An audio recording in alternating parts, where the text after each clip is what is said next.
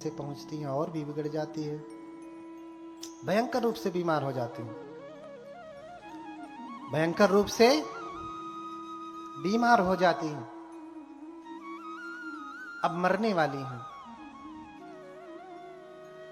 और कहते हैं कि 8वें दिन में माता महामाया अपने शरीर को त्याग देती हैं।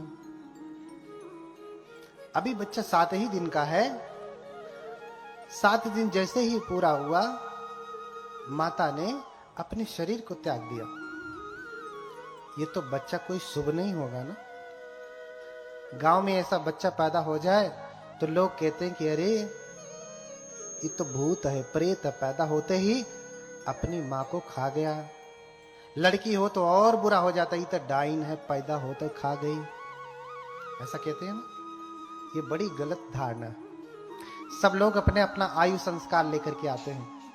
किसी के जन्म लेने और मरने से मैं तो चाह रहा हूं आप मर जाएंगे नहीं ना। मर जाइए, आप मुझे चाहिए मैं मर जाऊं, मर जाता हूं, नहीं मर सकता। मुझे जब मरना है मैं तभी मरूंगा। आपके चाहने न चाहने से मरने वाला नहीं। मेरे शुभ अशुभ का आपके ऊपर प्रभाव पड़ने वाला नहीं। 7 दिन के बाद ही माता अपने शरीर को त्याग देती है, मर जाती है। और कहते हैं देवलोक में चली जाती है मरने के बाद। क्योंकि अभिधर्म का उपदेश, बुद्ध का जो त्रिपिटक है, सूत्र विनय अभिधम, सूत्र विनय का उपदेश तो धरती पे हुआ है, अभिधर्म का उपदेश धरती पे नहीं हुआ है। अपनी माता को बाद में जब बुद्ध बनते हैं तो उपदेश देते हैं और फिर संकिसा उतरते हैं। आगे की कथा में बताऊंगा। देवलोक चली जाती हैं। अब ये प्रश्न होगा, सुतस्य किम कारणम यदि सर्वज्ञ मातारम चरमे 7वें दिवसे माता जहति जीवितम। इसका कारण क्या है कि 7 ही दिन के बाद माता मर जाती है? बताइए। अगर बच्चा बुरा नहीं है तो मां क्यों मर गई भाई? अगर बच्चा पुण्यवान है तो मां को जीना चाहिए, लेकिन मां जीती नहीं। चरमे 7वें दिवसे माता जहति जीवितम। 7वें दिन माता मर जाती है, शरीर छोड़ देती है। कारण क्या है? क्यों? क्योंकि जिस गर्भ में बोधिसत्व निवास करते हैं वो गर्भ चैत्य की भांति पावन होता है। अब वो दूसरे किसी के रहने के अयोग्य हो जाता है। अगर मां जीवित रही तो फिर से कोई ना कोई उस गर्भ में आएगा और माता की कुक्षी जो है, गर्भ जो है, वो फिर उतना पावन नहीं रह जाएगा। इसीलिए मात्र 7 दिन में ही माता महामाया शरीर छोड़ करके चली जाती है। वर्णन मिलता है जितने भी बुद्ध होते हैं सबकी माताएं ऐसे ही होते हैं, 7वें दिन में शरीर छोड़ देती है। 7वें दिन के बाद वो नहीं रहती। तो अपनी जिम्मेदारी अपनी बहन को, प्रजापति गौतमी को दे करके गई। मरने के बाद प्रजापति गौतमी ने ही संभाला, क्योंकि जीते समय जिम्मेदारी दी, बुलाया, कहा मेरी बहन, मैं जानती हूं कि मेरे मरने के बाद तू मेरे बेटे का मुझसे भी कहीं ज्यादा ध्यान रखेगी। तो मेरे बेटे के लिए मां से भी बढ़ करके भी होगी। तभी से एक कहावत कही गई, माई मुए मौसी। कल बताया था ना एक कहावत, कल एक कहावत बताया था ना, आज दूसरी बता रहा हूं, माई मुए मौसी जिए। कल बताऊंगा कि पतली गली से हाँ निकल जा, है ना। तो मौसी को जिम्मेदारी देके गई। अब ये घटना असित ऋषि को पता चलती है। असित ऋषि जो शाक्यों के कुल ऋषि हैं, असित काल देवल नाम है उनका, महारिद्धिवान है, रिद्धि सिद्धि संपन्न है। और देखते हैं कि देवलोक में कोलाहल हो रहा है। ऋषि क्या देखते हैं? देवलोक में कोलाहल हो रहा है। कौन से देवलोक में? चूंकि साक्यों के ऋषि परम सामर्थ्यवान हैं, रिद्धि बल से देख रहे हैं कि देवलोक में इतना बैंड बाजा क्यों बज रहा है, लोग नाच क्यों रहे हैं, नाच भी कैसे रहे हैं। अच्छा, आपने कभी किसी को देखा है कि साइट निकाल के ऐसे ऐसे ऐसे घुमा घुमा के नाचता है? देखा है? कहां से सीखा?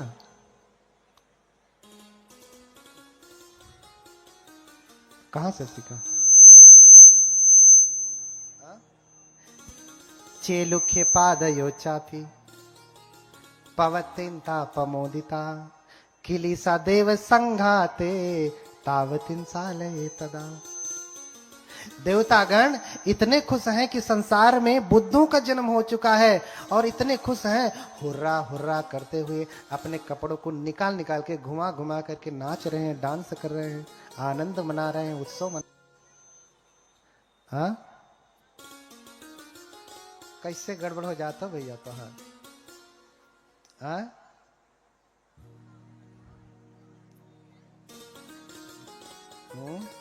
इतने लोगों के धर्म में बाधा ना पड़े, नहीं तो बड़ी बाधा हो सकती है।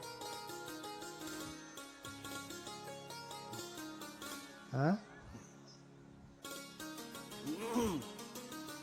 चेलुखे पादयो चापी पवत्यंता पमोदिता किलीसा देव संघाते तावतिन सालये तदा। तो तावतिन से देवलोक के प्राणी अपने कपड़ों को उछाल उछाल करके नाच रहे हैं, खुशी मना रहे हैं। असित ऋषि जब देखते हैं कि तुम लोग क्यों नाच रहे हो, क्यों उत्सव मना रहे हो, कह रहे अरे आपको नहीं पता, अरे पूरे कपिलवत तुम ही जातो सुदोधन नाम त्रजो निसज्ज सब बोधे ही आयं बुद्धो भविष्यति। अरे आपको नहीं पता, इस कपिल वस्तु के राजा सुदोधन के घर में ऐसे पुत्र का जन्म हुआ है जो परम ज्ञान को प्राप्त करके बुद्ध कहलाएगा। बुद्धोति सद्दं सुत्वा पीतियो दग्ग मानसो। बुद्धोति वचनं सुत्वा पीतियो दग्ग मानसो।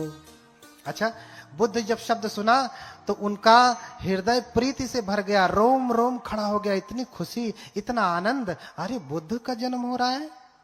और जैसे नहीं कहते हैं उदग्र, पेट बाहर आ गया, उनका पेट जो फूल गया, सांसें बड़ी होने लगी, अरे बुद्धों का जन्म हो रहा है। हाँ, सक भावेन संठा तुम नेव सखी गुणा करो। हाँ? बुद्धोति वचनम सुत्वा पीति ओदग मानसो सक भावेन संठा तुम नेव सखी गुणा करो। हाँ? जब वो बुद्ध वचन सुना कि बुद्ध जन्म लेने वाले हैं, तो वो तो तपस्वी हैं, स्थित प्रज्ञ हैं, विचलित होने वाले नहीं है, न सुख से, न दुख से, न भय से, न निंदा से, न प्रशंसा से। लेकिन ये शब्द सुन करके विचलित हो गए। विचलित होने का अर्थ है भाव विभोर हो गए, उनके रोम रोम खड़े हो गए, उनके शब्दों से वचन नहीं फूट पा रहे हैं, वचन नहीं निकल पा रहे हैं। क्यों? क्योंकि बुद्धोति सद्दं दुर्लभं लोकस्मिन्। बुद्ध शब्द इस संसार में दुर्लभ है, इतनी आसानी से बुद्धों का जन्म नहीं हुआ करता। तो तुरंत वहीं से कहते हैं, अच्छा बुद्ध का जन्म हुआ है तो मैं बुद्ध का दर्शन करने जाता हूं, होने वाले बुद्ध का दर्शन करना चाहता हूं। और वहीं से तुरंत पहुंचते हैं राजा के कपिलवस्तु, और राजा के राजद्वार पे, गेट पे खड़े हो जाते हैं और संदेशा भिजवाते हैं, जाओ कहो राजा से कि असित ऋषि आए हैं। तुरंत सूचना मिलती, राजा स्वयं भागा भागा, सुद्धोधन स्वयं भागा भागा जाता है, ऋषि को सम्मान लेकर के आता है। निसज्जित्वा सुपन्यते निसिन्नवासनेसी, लेकर के आया राजन, और कहां बिठाया? पहले ही सीट लगा के रखा है कि ऋषि आ रहे हैं, असित ऋषि आ रहे हैं, उनके लिए सीट पहले से ही बना के रखा। देखिए, जब आपके घर में, ये परंपरा है बौद्धों की, आप कहीं भी जाएं, श्रीलंका, थाईलैंड, बर्मा, जहां भी बौद्ध देश में जाएंगे, जब कोई भिक्षु आने वाला होता है तो पहले से ही सारा आसन बिछा के रखते हैं। ये नहीं कि पहले भंते को लेकर के आए, फिर भंते जी आइए, थोड़ा खड़े रहेंगे, भंते अरे लाओ रे, चारपाई निकालो, कुर्सी निकालो, सोफा निकालो, बिठाओ। अरे तुम्हें पता ही है कि आने वाले हैं, तो निसज्जित्वा सब कुछ करके रखो ना। राजन ने सुन लिया कि असित ऋषि आ गए, पहले ही सब रेडी करवा दे। उनके पास नौकर चाकर हैं, आपके पास भाई गृह स्वामी है, आपके पुत्र पुत्रियां हैं, और आसन लगाने में क्या बारात तो चाहिए नहीं, एक आदमी लगा सकता है। निसज्जित्वा सुपन्यते इसिनो आसने से जातो किर महाराज पुतो तेनुतर सुधी। और जब बैठ जाते हैं तो राजन पूछते हैं, महाराज आज अचानक कैसे आना हुआ? ऋषि कहते हैं कि जातो किर महाराज पुतो तेनुतर सुधी, मैंने सुना है कि तुम्हें सुपुत्र प्राप्त हुआ है, तुम्हें पुत्र रत्न की प्राप्ति हुई है।